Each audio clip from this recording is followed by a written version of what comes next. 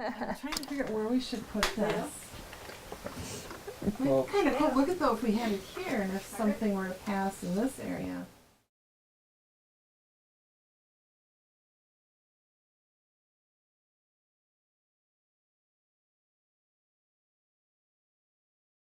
Roland Larson, we moved in June of 1977. And I helped build this house and 17 other houses right in the immediate area here. A few days later, the team invited us on a private investigation of the home of Roland Larson, where we were joined by his daughter, Margaret Perry. The moment we arrived, the team got to work setting up a laser grid and a recorder in the basement. They began their investigation in the home's reading room. On private investigations, yeah, definitely. We look up the address. We get as much information as we can before we go in, and of course, really interview the person who is requesting the investigation. Why are you still here?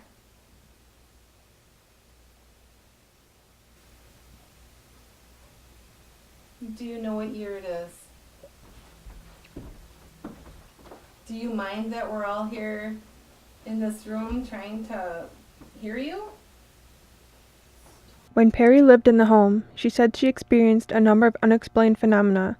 The most prominent activity she witnessed was seeing a shadowy figure.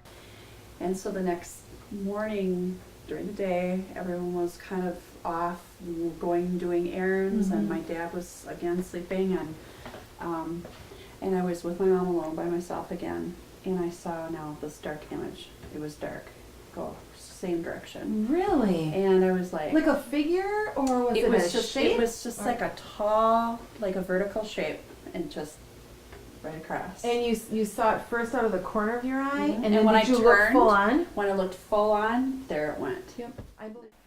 Do you believe that the human body can detect ghosts? Yes. Have you ever felt one? Yes. What evidence have you experienced for that? Have I you? personally have only had one thing that sticks out in my mind, and that's just doing a home investigation. And there's one portion of the home where I became almost lightheaded or dizzy feeling. And soon after that, she stepped over the same area and felt the same. Same thing. So like chills, sometimes I'll get chills. Oh, that's right, we did have that too. Lightheaded. I've actually been touched before, which literally feels just like somebody was literally touching you. Dan thought he got touched by something. Why don't you tell what that was like? Oh, Yeah. I was just seeing if there was any kind of spider web or something, because it grazed my arm. I got right to that part, right by the light, and I felt something brush up against my arm. Have you felt anything in that area before? No. So I had to stop because I thought, well, Cobweb. maybe it was a cobweb that got me. So I'm standing there looking at an not. angle. No, there wasn't. I couldn't find anything. And it, like I said, it just brushed me. I'm going to hang out right here. It is rare for you. I'm just going to hang out right here. Can we do a session right here? Are you ready? Oh, okay. Or why don't you start asking some questions? Again, my name is Dan. As we were walking by here, I felt something touch my arm. Is there anybody here that may have done that?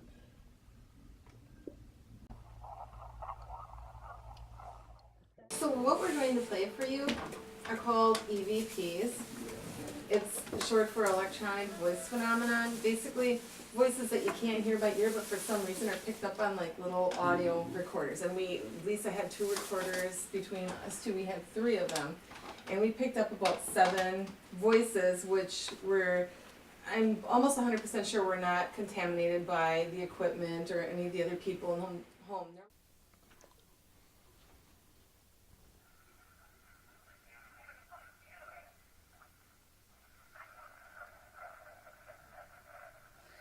Did you hear that?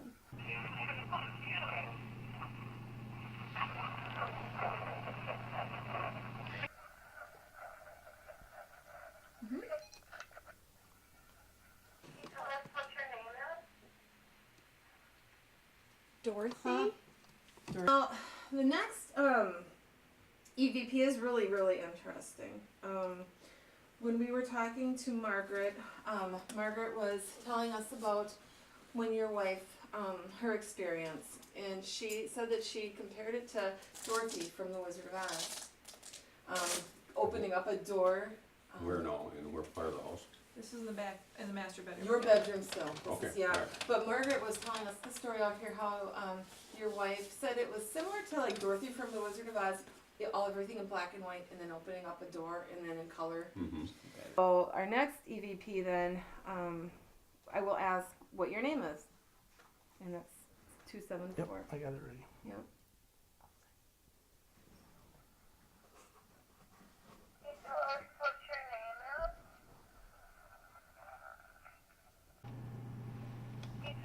What's your name now?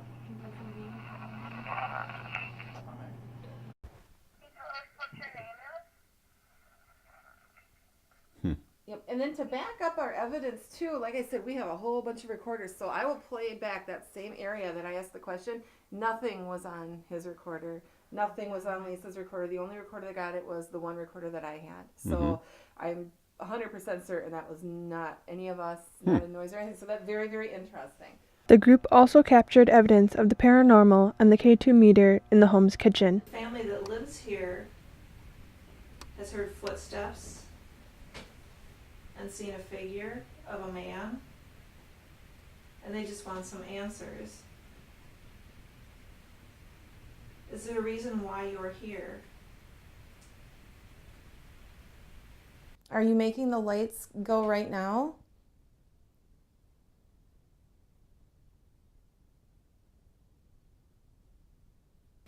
Have you lived in this home?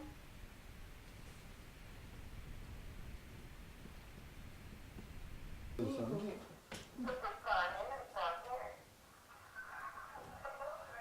you hear that? It's like a, it's not like a normal voice like you hear it's like a,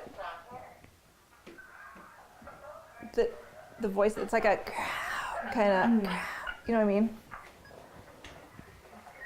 It's interesting because it was going off frequently. Yep, very frequently. In the final stage of their investigation, the team moved to the home's basement where they had set up the laser grid. Is there anybody down in this basement with us right now? Can you tell us your name?